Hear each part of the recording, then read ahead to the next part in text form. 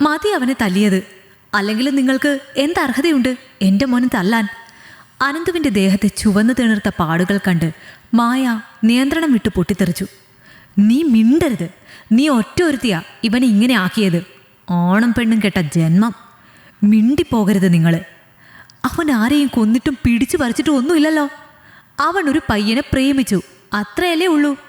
ഗേ എന്നതോ lesbian എന്നതോ വലിയ കുറ്റമൊന്നുമല്ല. അതൊക്കെ ഓരോരുത്തരുടെയും ഹോർമോൺ കൊണ്ടുണ്ടാവുന്ന മാറ്റങ്ങളാണ്.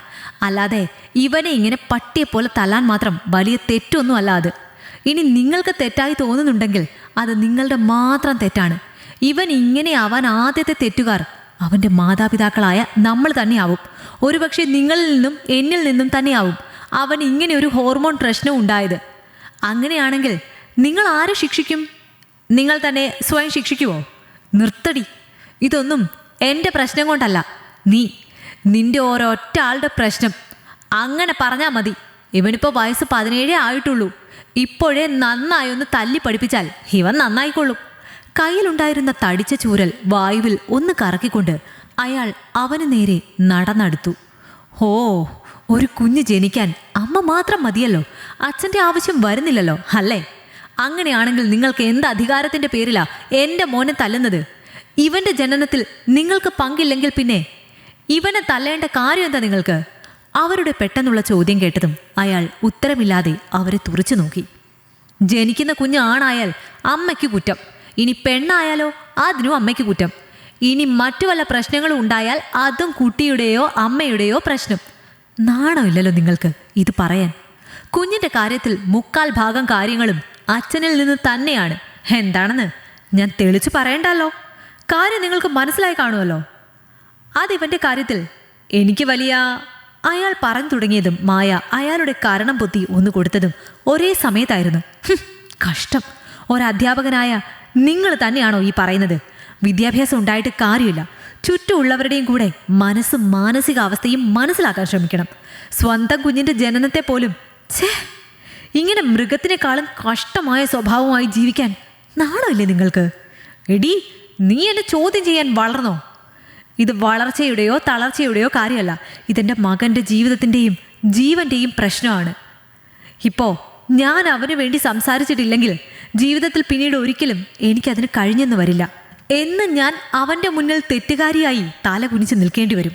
ദേഷ്യത്തോടെ തനിക്കരികിലേക്ക് നടന്നടുക്കുന്ന ഭർത്താവിന് മുന്നിൽ ഉറച്ച ശബ്ദത്തിൽ പറഞ്ഞുകൊണ്ടവർ അടികൊണ്ട് കരഞ്ഞു തളർന്ന് വെറുനിലത്ത് കിടക്കുന്ന മകനെ നോക്കി. അവൻ്റെ അവസ്ഥ കണ്ടതും അവർ ദേഷ്യത്തോടെ ഭർത്താവിനെ തുറച്ചു നോക്കി.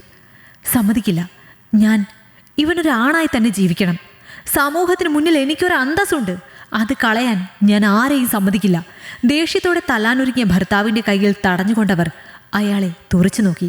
ഹോഹോ, അങ്ങനെയാണോ? അവൻ്റെ നോക്കിലോ വാക്കിലോ നടപ്പിലോ ഡ്രസ്സിങ്ങിലോ ഏതിൽ നിന്നാ അവനൊരു ഗേ ആണെന്ന് മറ്റുള്ളവർക്ക് മനസ്സിലാകുന്നത്? പോട്ടെ, ഈ നിങ്ങൾ പോലും അതെങ്ങനെ തിരിച്ചറിഞ്ഞത്? അവൻ അവൻ്റെ കൂടെയുള്ള ആൺകുട്ടിയോടൊരു പ്രത്യേക ഇഷ്ടം തോന്നുന്നു എന്ന് അവൻ തന്നെ പറഞ്ഞപ്പോഴല്ലേ? അത് പിന്നെ... ഒരു നിമിഷം ചിന്തിച്ചുകൊണ്ട് അയാൾ എന്തു മറുപടി പറയണോ എന്നറിയാതെ നിന്നു കുഴുങ്ങി. ശരിയാണ്, അവൻ പറയാതെ കാര്യം പുറത്ത് മറ്റാരും തന്നെ അറിയില്ല. കാരണം കുറച്ചു കാലം മുന്നേ അവൻ തന്നെ പറഞ്ഞതാണ് തങ്ങൾക്ക് പോലും ഈ കാര്യം തിരിച്ചറിഞ്ഞത് എന്നയാൾ ഓർത്തു. എന്തേ മറുപടിയില്ലേ?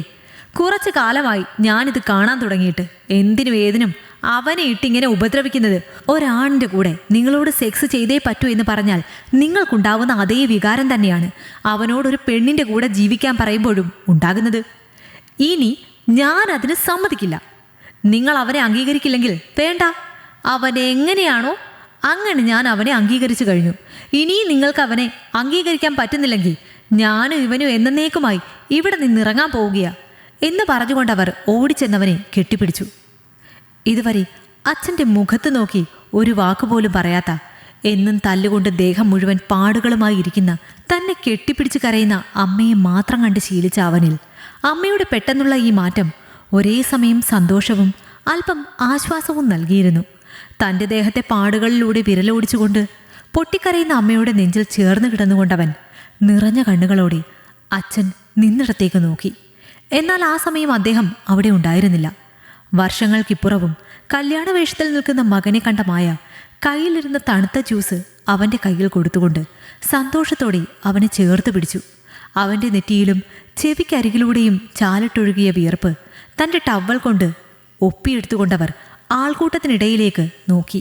അതേസമയം അവൻ്റെ അതേ വേഷത്തിലുള്ള മറ്റൊരു പയ്യനെ ചേർത്ത് പിടിച്ചുകൊണ്ട് അവനോട് സന്തോഷത്തോടെ ചിരിച്ചു കളിച്ച് തനിക്കരികിലേക്ക് വരുന്ന അച്ഛനെ കണ്ടവൻ നിറഞ്ഞ കണ്ണുകൾ അമർത്തി തുടച്ചുകൊണ്ട് അമ്മയെ നോക്കി. ഇതേസമയം അവരും ആ കാഴ്ച കണ്ട് സന്തോഷത്തോടെ തന്നെ അത് നോക്കിക്കാണുകയായിരുന്നു. അനന്തുവിനരികിലെത്തിയ അയാൾ ആ പയ്യനെ അവൻ അരികിലേക്ക് മാറ്റി നിർത്തിക്കൊണ്ട് ഇരുവരെയും നോക്കി ഒന്ന് പുഞ്ചിരിച്ചു. തൻ്റെ മകൻ്റെ സന്തോഷം കാണി അവനോട് ചെയ്ത കാര്യങ്ങൾ ഓർത്തു വെച്ചുകൊണ്ട് അയാളുടെ നെഞ്ചു നീറി. തൻ്റെ തെറ്റായ ചിന്തകളെ തുടച്ചു കളഞ്ഞ പ്രിയപ്പെട്ടവളെ ചേർത്ത് പിടിച്ചുകൊണ്ട് അയാൾ അഭിമാനത്തോടെ തല ഉയർത്തിപ്പിടിച്ചുകൊണ്ട് തൻ്റെ മകൻ്റെ വിവാഹം നോക്കിക്കണ്ടു. അപ്പോഴും തൻ്റെ മകനെയും അവൻ്റെ പാതിയെയും നോക്കി അടക്കം പറയുന്ന അയൽക്കാരെയും കുടുംബക്കാരെയും കണ്ടയാൾ ഒരു പുഞ്ചിരിയോടെ തൻ്റെ ഭാര്യയെ നോക്കി.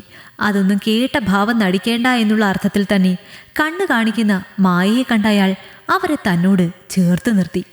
രാവിലെ തന്നെ കിച്ചണിൽ നിൽക്കുന്ന നിക്കിയെയും അനന്തുവിനെയും കണ്ട മായ ആദ്യം ഒന്ന് അമ്പരന്നെങ്കിലും സ്ലാബിലിരിക്കുന്ന പാലപ്പവും ചിക്കൻ കറിയും കണ്ടവർ ശബ്ദം ഉണ്ടാക്കാതെ അവർക്ക് പിറകിൽ ചെന്നു നിന്നു. എന്തേ, പരിപാടികൾ കഴിഞ്ഞോ? പെട്ടെന്നുള്ള ശബ്ദം കേട്ടതും രണ്ടുപേരും ഞെട്ടലോടെ തിരിഞ്ഞു നോക്കി. പിന്നിൽ നിന്ന് അമ്മയെ കണ്ടതും അനന്തു അവരെ തനിക്കരികിലേക്ക് നീക്കി നിർത്തിക്കൊണ്ട് ഒരു കൈയാൽ അവരെ ചേർത്ത് പിടിച്ചു. അത് കണ്ട നിക്കി അല്പം കുശുമ്പോടെ അവനെ തള്ളി മാറ്റിക്കൊണ്ട് അവരോട് ചേർന്ന് നിന്നു. ഇരുവരുടെയും കുശുമ്പും കുറുമ്പുകളും കണ്ട് മായ പൊട്ടിച്ചിരിച്ചുകൊണ്ട് അവർക്കിടയിൽ നിന്നു. കിച്ചണിൽ നിന്ന് പതിവില്ലാത്ത ശബ്ദം കേട്ട് അങ്ങോട്ടേക്ക് വന്ന അയാൾ ഭാര്യയും മക്കളും കളിച്ചു ചിരിച്ചു നിൽക്കുന്നത് കണ്ട് പുഞ്ചിരിയോടെ അവർക്കൊപ്പം വന്ന് ജോയിൻ ചെയ്തു. അങ്ങനെ കളിതമാശകളും കുറുമ്പുകളുമായി 4 പേരും സന്തോഷത്തോടെ ഭക്ഷണം ഉണ്ടാക്കിക്കൊണ്ടിരുന്നു. താൻ അനന്തുവിനെ അംഗീകരിച്ചില്ലായിരുന്നുവെങ്കിൽ ഒരുപക്ഷെ ഇന്ന് തങ്ങളുടെ ഓരോരുത്തരുടെയും ജീവിതം മറ്റൊരു രീതിയിലേക്ക് മാറിയേനെ എന്ന് ഓർത്തുകൊണ്ടയാൾ ഒരു ദീർഘനിശ്വാസമെടുത്തു. രാത്രിയിൽ വിയർത്തു കുതിർന്ന് തൻ്റെ നെഞ്ചിലേക്ക് ചേർന്ന് കിടക്കുന്ന തൻ്റെ പ്രിയപ്പെട്ടവൻ്റെ നെറുകയിൽ ചുണ്ട് ചേർത്തുകൊണ്ട് അനന്തു അതുവരെ അവൻ്റെ ജീവിതത്തിലുണ്ടായ കാര്യങ്ങൾ ഓരോന്നോരോന്നായി അവന് പറഞ്ഞു കൊടുക്കുന്നുണ്ടായിരുന്നു. അച്ഛൻ ഭയന്നത് താൻ ഒരു ഗേ ആണെന്നറിഞ്ഞാൽ നാട്ടുകാർ ഏത് രീതിക്ക് തന്നെയും കുടുംബത്തെയും കാണും എന്ന് ഓർത്തുകൊണ്ടാണെന്ന് ഇതിനോടകം അവന് മനസ്സിലായി കഴിഞ്ഞിരുന്നു. എന്തു തന്നെയായാലും അമ്മയുടെ പ്രതികരണം അച്ഛൻ്റെ കാഴ്ചപ്പാടിനെ പാടെ മാറ്റി ഇന്ന് കാണുന്ന ആളാക്കി മാറ്റുമെന്ന് അന്ന് ഇരുവരും കരുതിയിരുന്നില്ല. എന്തൊക്കെയുണ്ടായാലും എല്ലാം നല്ലതിനാണെന്ന് ഓർത്തുകൊണ്ടവൻ മുറിയിലെ തങ്ങളുടെ വിവാഹ ഫോട്ടോയിലേക്ക് നോക്കി.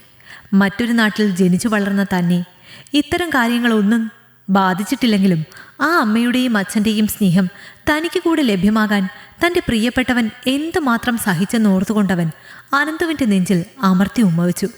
അത് കണ്ടതും ഒരു കുസൃതി ചിരിയോടെ അനന്തുവിനെ നിക്കി നോക്കി. അവൻ്റെ നോട്ടം കണ്ടതും താൻ റെഡിയാണെന്ന് കണ്ണുകൾ കൊണ്ട് ആംഗ്യം കാട്ടിക്കൊണ്ടവൻ അനന്തുവിൻ്റെ നെഞ്ചിലേക്ക് മുഖം പൂഴ്ത്തി. ഈ കഥ നിങ്ങൾക്കിഷ്ടമായെങ്കിൽ ലൈക്ക് ചെയ്യൂ.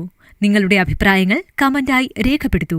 കൂടുതൽ കഥകൾ കേൾക്കാൻ ഈ ചാനൽ സബ്സ്ക്രൈബ് ചെയ്യൂ.